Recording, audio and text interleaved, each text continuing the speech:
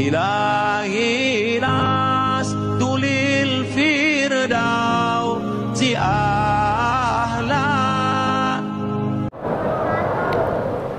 Alhamdulillah wassalatu wassalamu ala rasulillah wa ala alihi wa sahbihi wa man tabi'ahu wa mawalah. InsyaAllah kita semua dimuliakan Allah subhanahu wa ta'ala. Amin ya rabbal alamin. Tema kita hijrah sebagai momentum kebangkitan umat. Zaman Nabi Muhammad SAW itu kalau kita baca tidak ada tahun, nggak ada tahun 1, tahun 2, tahun 3. Makanya kita dulu belajar di sekolah, Nabi Muhammad SAW lahir pada tahun gajah. Karena memang penamaan tahun tergantung musim. Jadi andailah sekarang tidak pakai tahun, anak ibu lahirnya kapan? Tahun corona. Terus kalau berkelanjutan juga tahun apa? Tahun masker.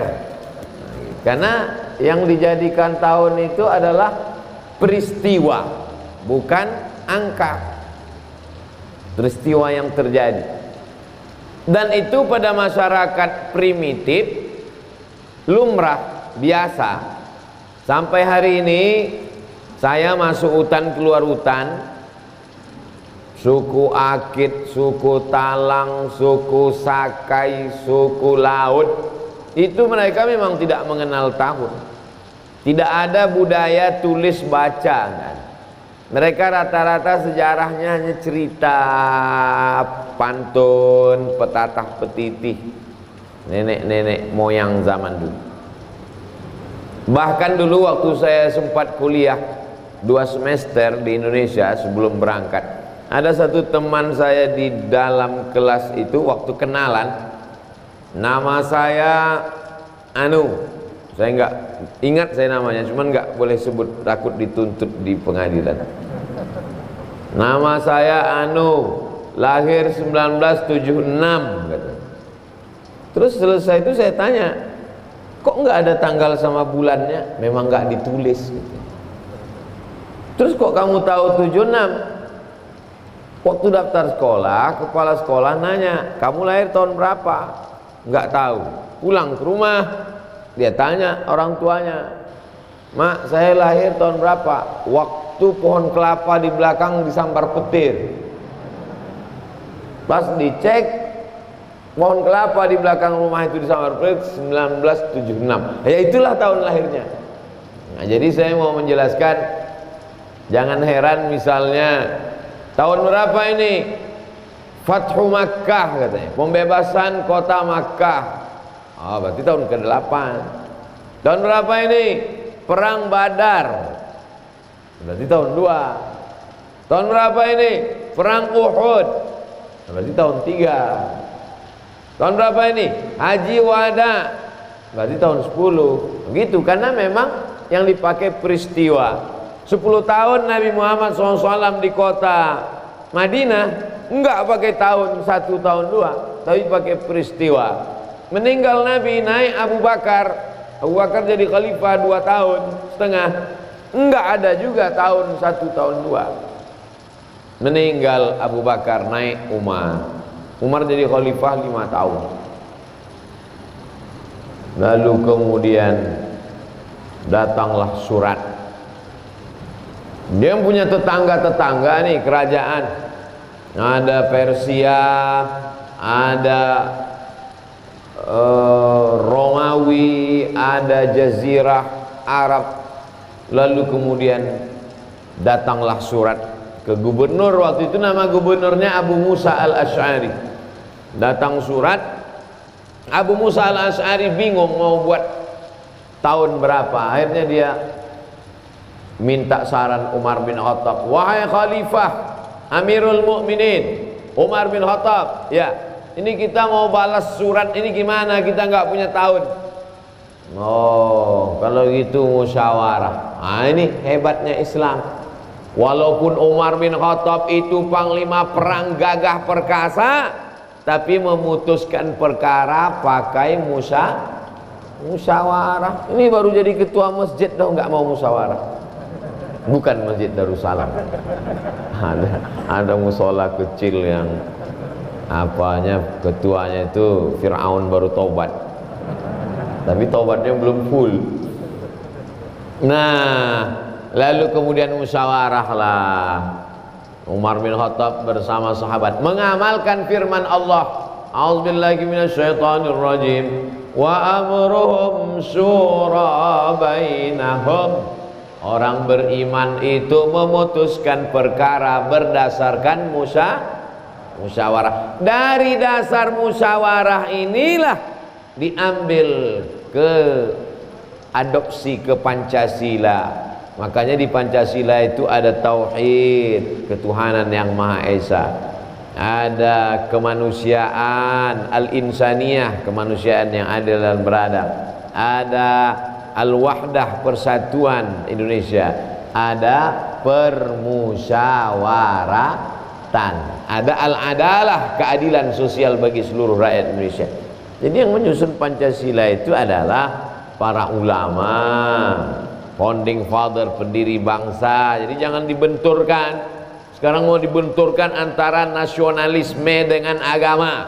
Siapa yang berteriak Allahu Akbar berarti musuh nasionalisme. Ini orang nggak ngerti sejarah. Oleh sebab itu, loh kemana ceritanya kok ke situ? Oke, balik ke musyawarah. Musyawarahlah Umar bin Khattab. Kata Umar bin Khattab, ini ada surat dari Gubernur Abu Musa al-Asy'ari minta saran, sumbang kontribusi pemikiran. Kita mau buat kalender. Nabi sudah meninggal. Kalendernya dimulai kapan? Usul pendapat pertama. Ya, silakan. Bagaimana kalau kalendernya kita buat dari sejak Nabi lahir? Nabi lahir tahun 1. Jadi seandainya kalender kita sejak Nabi lahir, itu nama kalendernya Selamat Tahun Baru Maulid. Karena lahir Maulid. Pendapat ini ditolak sama yang enggak setuju. Saya kurang setuju. Kenapa? Karena Nabi Muhammad SAW lahir, tidak ada belum perubahan besar terjadi. Betul, Nabi Muhammad itu mukjizat luar biasa.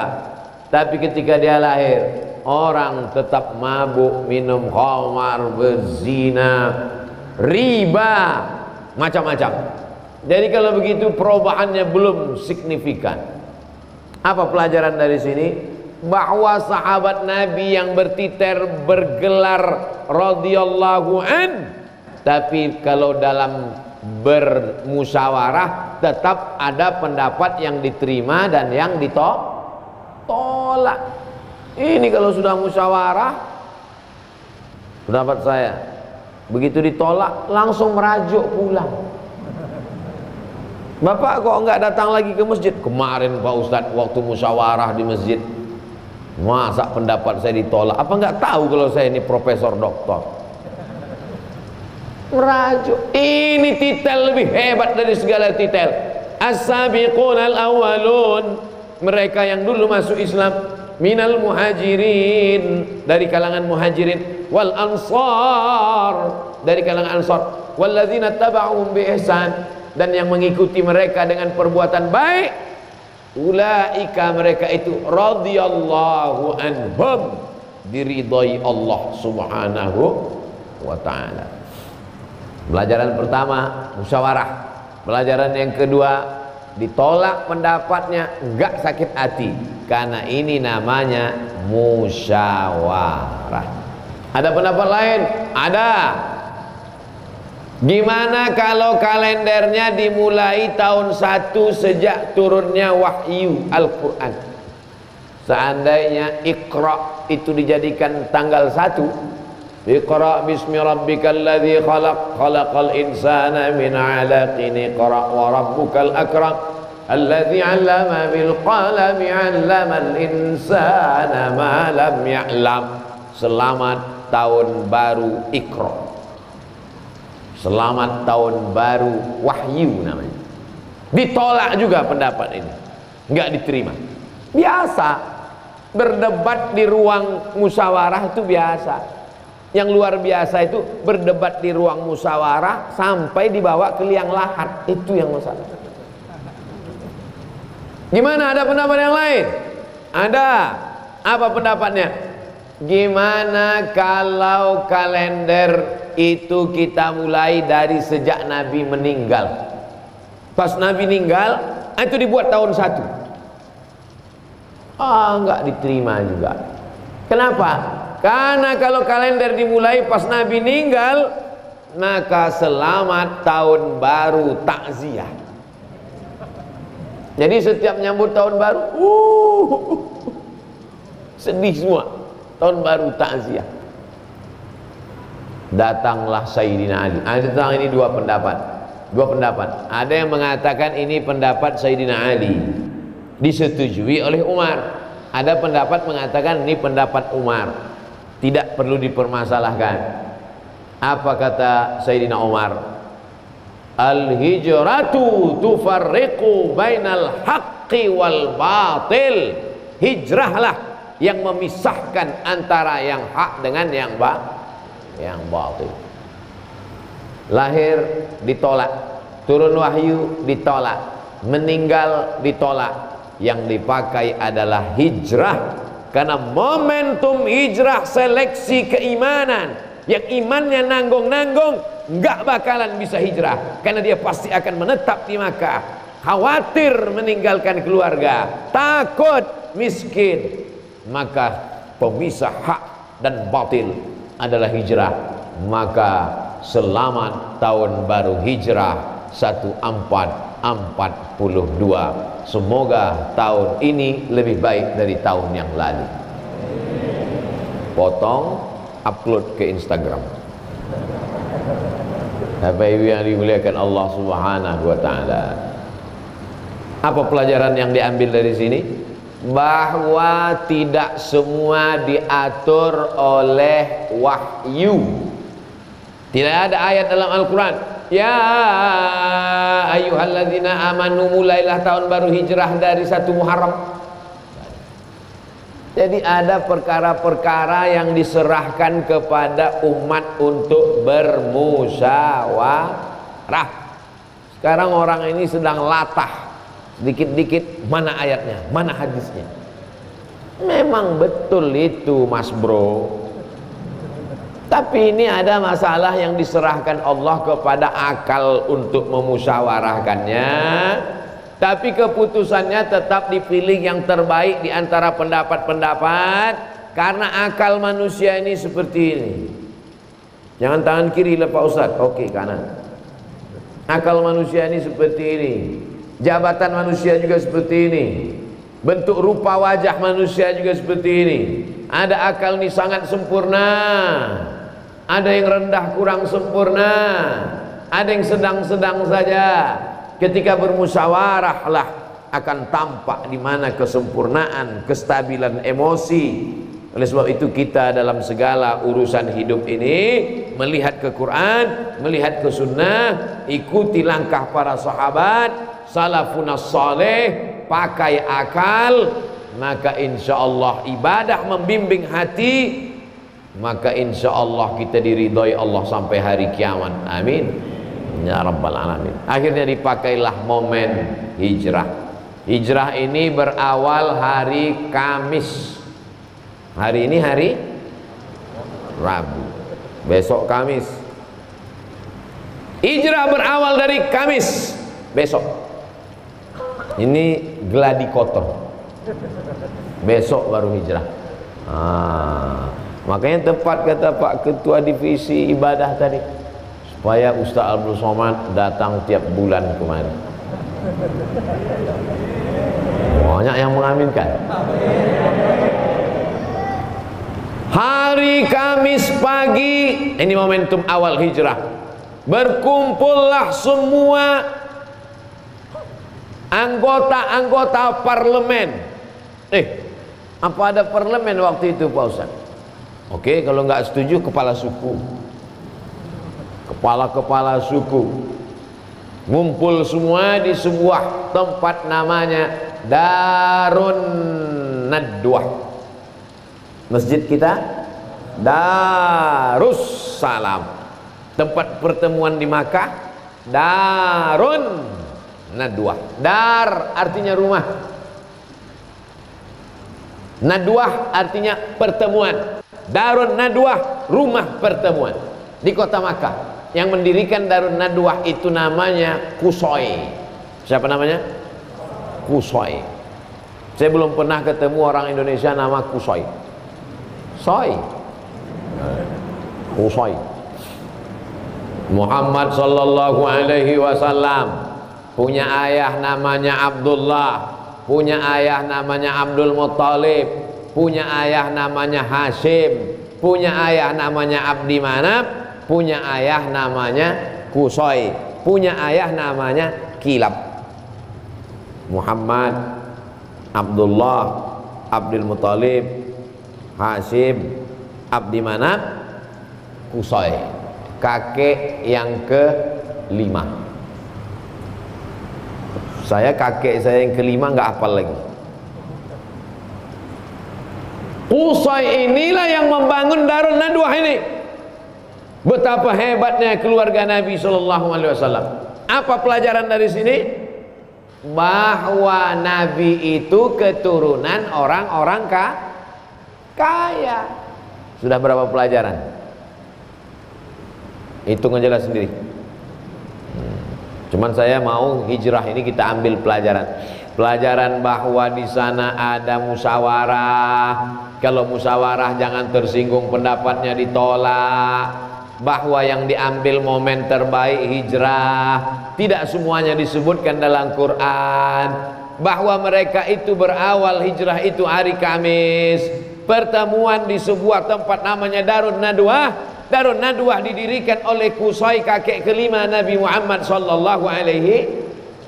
Bertemulah kepala-kepala suku di sana hari Kamis pagi. Rapat parlemen.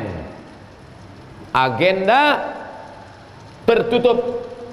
Bagaimana cara membunuh Muhammad sallallahu alaihi wasallam hari Kamis pagi. Bagaimana cara membunuh? Karena mereka sudah terganggu 13 tahun lamanya. Kedatangan Nabi Muhammad merusak stabilitas keamanan jahiliyah. Banyak yang terganggu, risau, resek ini orang. Harus kita habisi. Nah, bertemulah mereka semua. Bapak Ibu, saya ngomong kuat gitu nggak stres kan?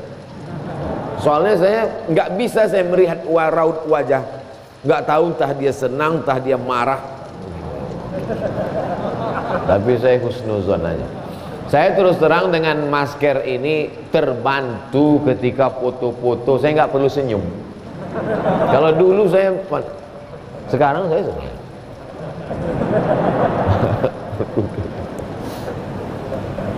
Nah, lalu kemudian pagi Kamis agendanya adalah bagaimana ini menghabisi Muhammad sallallahu alaihi wasallam yang sudah merasuki banyak anak-anak muda terganggu dengan kedatangan dia. Ini orang mesti kita selesaikan dengan waktu yang secepat-cepatnya. Gimana kepala-kepala suku? Ada usul nggak mau menghabisi Muhammad? Saya punya pendapat Pak Ketua Sidang. Nama Ketua Sidangnya Abdul Uzza nama ketua. Nama ketua sidangnya nama ketua sidangnya Abu Lahab, Abu Jahal. Abu bapak, Jahal bodoh. Abu Jahal pak bodoh. Dulu enggak, sekarang. Lalu kemudian gimana? Kata ketua sidang. Gimana? Ada usul enggak? Saya punya usul Pak Abu Jahal. Gimana, apa usulnya? Gimana kalau Muhammad ini sallallahu alaihi wasallam, dia enggak nyebut sallallahu alaihi wasallam karena dia musyrik jahiliyah. Gimana kalau Muhammad ini, saya sallallahu alaihi wasallam karena saya umat Muhammad sallallahu alaihi wasallam. Gimana kalau Muhammad ini sallallahu alaihi wasallam? Bukan kata dia kan, dia Gimana kalau orang ini kita asingkan ke tempat yang jauh, kita kirim dia ke Pulau Nusa Kambangan. Kok ke Nusa Kambangan? Nusa Kambangan. Pokoknya ke tempat yang jauh lah, kita asingkan dia. Karena dia ini sudah mengacau, merusak, mengobok-obok kita di Makkah. Ini hanya akan mengancam kekuasaan kita saja. Gimana kalau kita asingkan dia, kita jauhkan dia? Kata Abu Jahal, gimana anggota? Setuju nggak?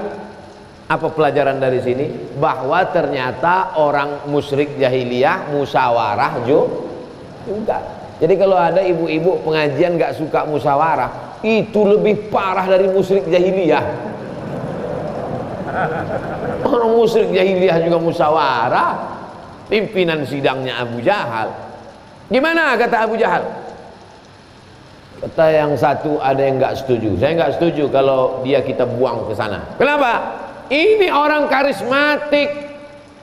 Dia punya aura kepemimpinan luar biasa.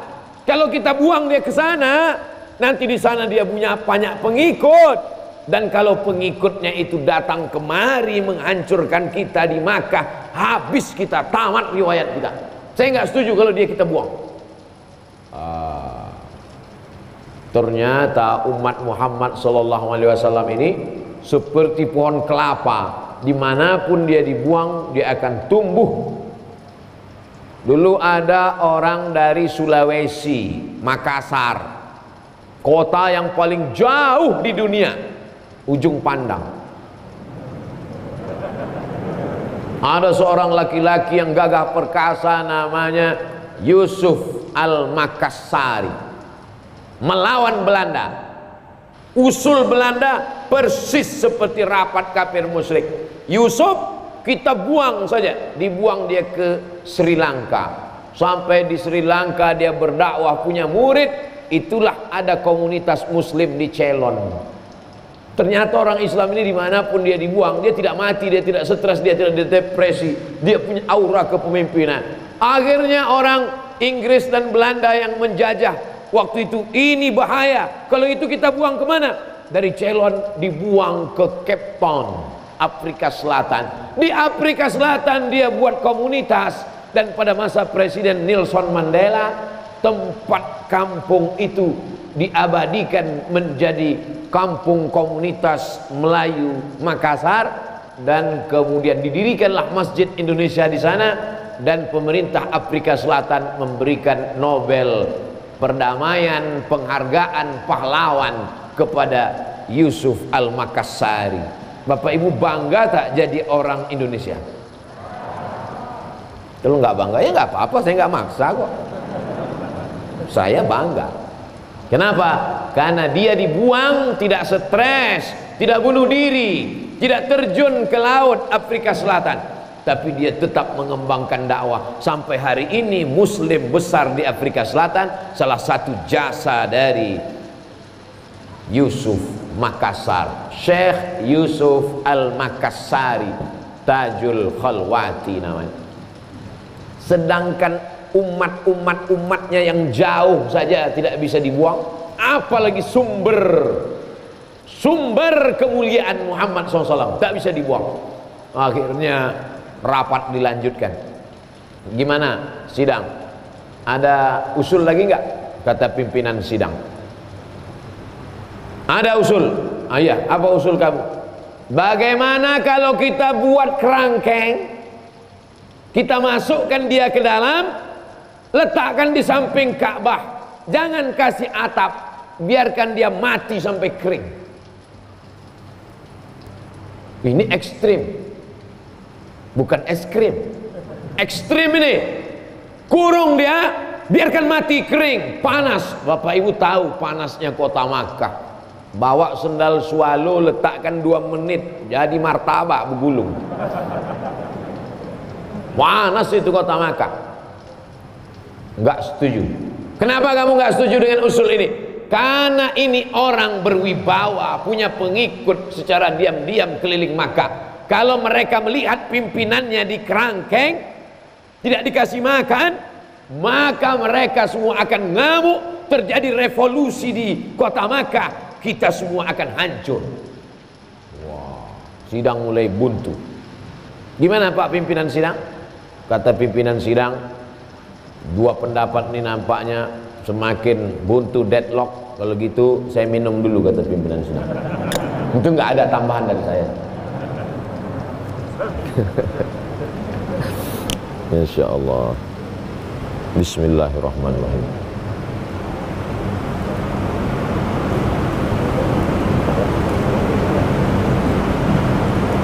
Minumlah air Darussalam, dapatkan di Masjid Darussalam secepatnya. Udah, share.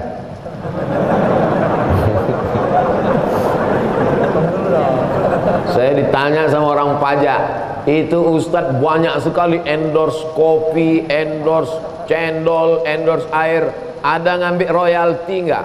Demi Allah nggak ada royalti. Udah kekurangan duit orang.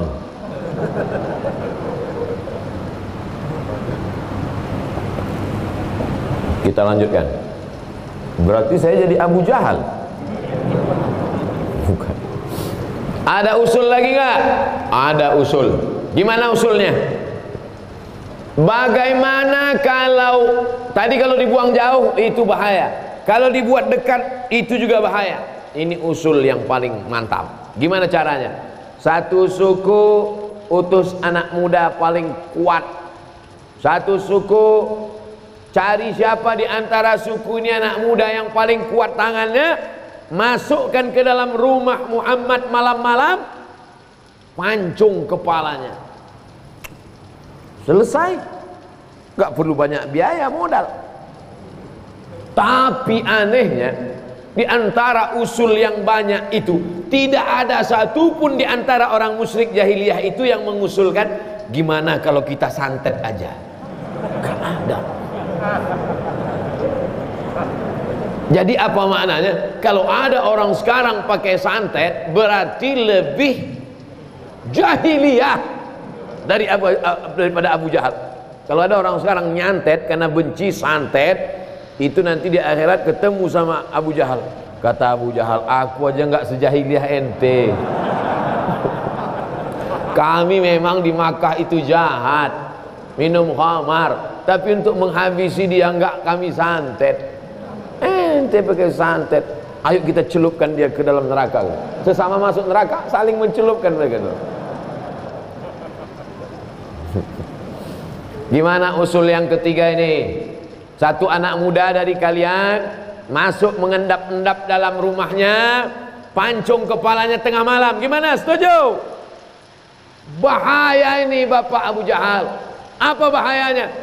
Muhammad sallallahu alaihi wasallam bukan anak sembarangan.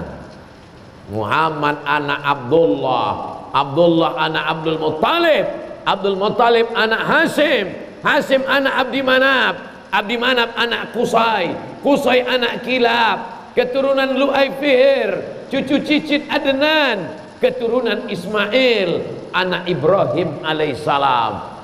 Mengalir darah Ibrahim dalam darahnya. Kalau sampai ketahuan ada suku yang membunuhnya, terjadi perang suku, satu suku akan dihabisi. Bukan sembarangan. Kalian pikir Muhammad ini kaleng-kaleng?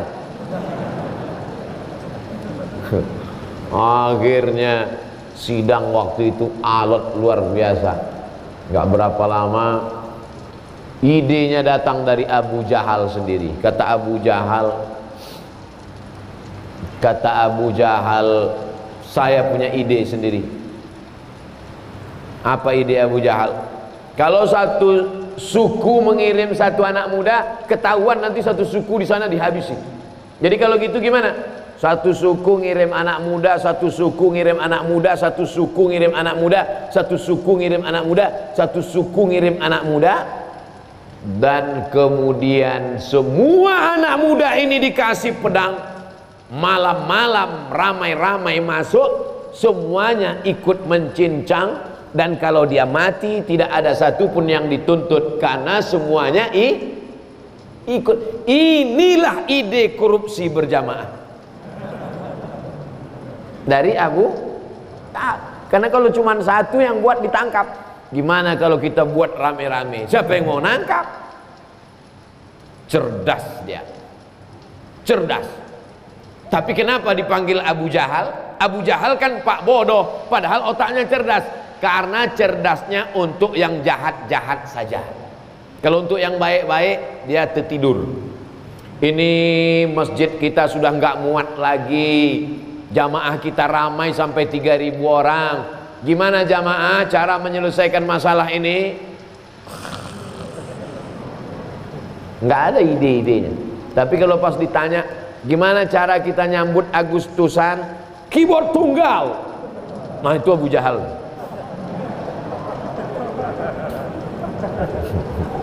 Oleh sebab itu maka disetujuilah. Gimana setuju? Semua suku setuju. Setuju semua suku. Akhirnya mengirimkan anak muda yang gagah, kekar, perkasa, tangan berotot, nanti malam siap mencincang. Dengan ini rapat pada hari Kamis menetapkan keputusan. Setiap suku mengutus anak muda. Sidang ditutup. Akhirnya mereka setelah tanda tangan amprah pulang. Pulang semua. Siang itu datanglah Nabi Muhammad sallallahu alaihi wasallam menemui Abu Bakar Siddiq.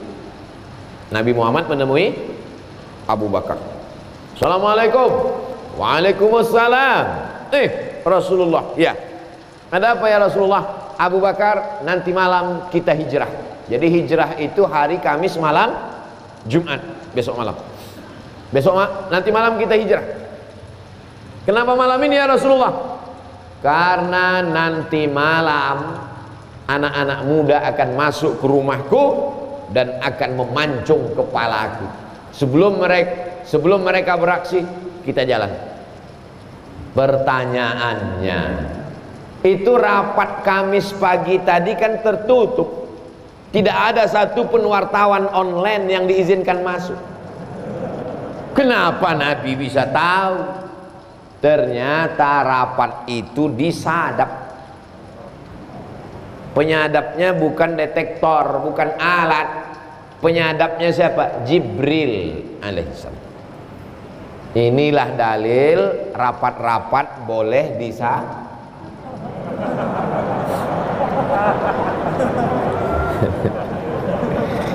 Nah ibu-ibu hati-hati rapat ibu-ibu. Mana tahu itu meningkatkan belanja bapak-bapak. Bocor. Akhirnya Jibril ngasih tahu Muhammad sallallahu alaihi wasallam hasil rapat mereka tadi pagi hari Kamis di Darun Nadwa, ente nanti malam mau dihabisi. Oleh sebab itu datanglah Nabi menjumpai Abu Bakar. Abu Bakar memang sudah siap, nunggu komando saja, ready. Oke ya Rasulullah, sami'na wa ata'na. Yang bisa dibawa hijrah hanya orang yang siap. Gimana kalau masjid ini kita luaskan? Siap. Gimana kalau bangunannya kita buat 2 lantai? Siap. Gimana kalau kubahnya? Udah bagus, sudah nggak perlu lagi. Jadi kalau ada orang rapat waktu diajak, gimana kalau karpet masjid ini kita ganti baru? Wah itu banyak begini, begono. Nggak siap itu. Biarkan dia sama Abu Jahal. Yang perlu diajak hijrah ini adalah Abu Bakar. Karena dia yang ready, siap. Lalu kemudian Abu Bakar Siddiq pun siap. Abu Bakar, nanti malam kita jalan. Sami'na wa ata'na. Setelah ngasih tahu, Nabi pun pulang. Pulang ke rumah, siap-siap. Malam, habis Isya tidur. Nabi itu tidurnya habis Isya. Makanya Nabi mudah bangun jam 2 malam. Isya jam 8, 9, 10, 11, 12, 1, 2. Kita tidurnya jam 1. Gimana mau bangun jam 2? Tidur jam 1. Di setel jam. Jatuh.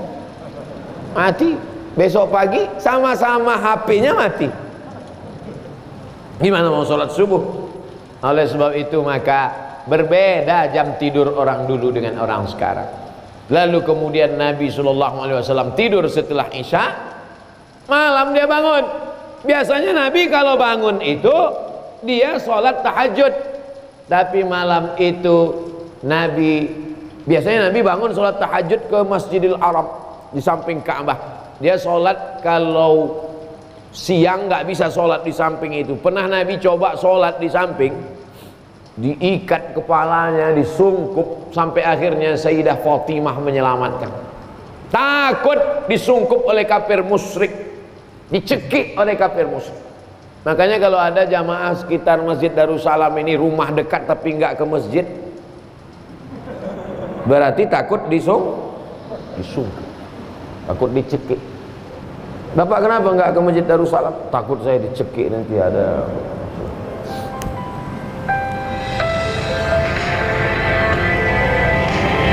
Mohon izin sebentar, lupa mematikan handphone.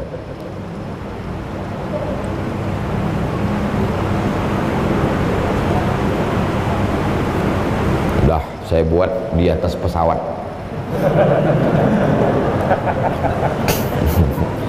Lalu kemudian malam itu datanglah anak-anak muda mau menyusup masuk ke dalam. Ketika mereka sedang berada di depan pintu rumah Nabi Muhammad SAW, Nabi buka pintu. Itulah yang disebutkan, Bapak Ibu hafal semua ayatnya.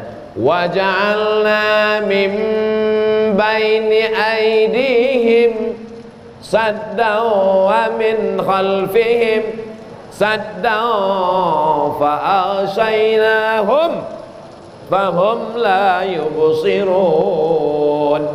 Surat Yasin. Wa ja'alna min baini aydihim sadda, bagian depannya kami buat tembok. Wa min khalfihim sadda, bagian belakangnya tembok. Tembok depan, tembok belakang, siapa yang bisa ganggu? Fa'asyainahum, kami tutup mata mereka. Fahum la yubsirun, mereka tidak bisa melihat. Mereka seperti patung di depan rumah Nabi terpukau. Nabi keluar, Nabi ambil pasir, Nabi lemparkan ke atas, jatuh pasir itu ke kepala mereka. Begitu mereka tarik, kok ada pasir? Nabi sudah berlari. Saya cuma mau ngasih tahu saya nggak gundul. Itu Sasawan itu kemana-mana pakai peci kan, karena dia gundul. Enggak. Lalu kemudian Nabi berlalu, pergi Nabi menuju rumah Abu Bakar Siddiq. Setelah Nabi berlalu, mereka tersadar seperti terpukau. Kenapa ada pasir? Masuk mereka ke dalam, langsung menuju tempat tidur Nabi. Mau mereka cincang, jangan dulu, kita buka dulu. Ternyata yang tidur di situ adalah Sayyidina Ali. Apa pelajaran dari sini? Kalau mau bunuh orang, pastikan dulu. Jangan asal bunuh aja. Sniper, pastikan dulu. Yakin nggak itu Abdul Somad? Yakin? Tembak. Wah, bukan Muhammad SAW. Siapa ini? Sayyidina Ali. Bangunkan Ali. Waktu itu umur Sayyidina Ali, jarak usia antara Nabi Muhammad dengan Sayyidina Ali 30 tahun. Nabi mendapat wahyu umur 40 tahun. Berdakwah di kota Makkah 13 tahun. Jika waktu hijrah umur Nabi 53 tahun, berapakah umur Sayyidina Ali waktu malam itu? Mestinya soal ujian CPNS itu begitu. Jadi ada matematiknya, ada sejarahnya. Ini saya waktu tes dulu, Tono, Tini dan Toni jaga warnet. Tini bekerja di waktu pagi, Tono di waktu malam. Tono dan Tini tidak mau kerjasama karena pernah pacaran. Mereka belum move on. Jam-jam berapa saja mereka bisa kerjasama? Apa ini? Kita jauh-jauh belajar hadis ke Maroko, tesnya Tono, Tini dan Toni. Maka malam itu umur Sayyidina Ali 23 tahun. Anak baru selesai S1, sedang ganteng-gantengnya umur 23 tahun. Mana Muhammad? Aku nggak tahu, kata Sayyidina Ali. Apa pelajaran dari sini? Yang menemani di atas gunung Abu Bakar, tapi yang menggantikan di tempat tidur Sayyidina Ali. Yang menemani naik ke bukit sahabat dekat, tapi untuk menggantikan di tempat tidur saudara sepupu. Mana yang paling besar resikonya? Di tempat tidur atau di atas gunung? Kalau kamu jadi pemimpin, resiko terbesar, tersulit, kasih ke keluarga. Tapi kalau agak ringan, beri ke teman. Gitu. Sekarang orang dibalik. Yang resiko mati, kasih ke teman. Yang enak-enak, kasih ke keluarga. Cerita sunnah, poligami. Ini sunnah itu ini.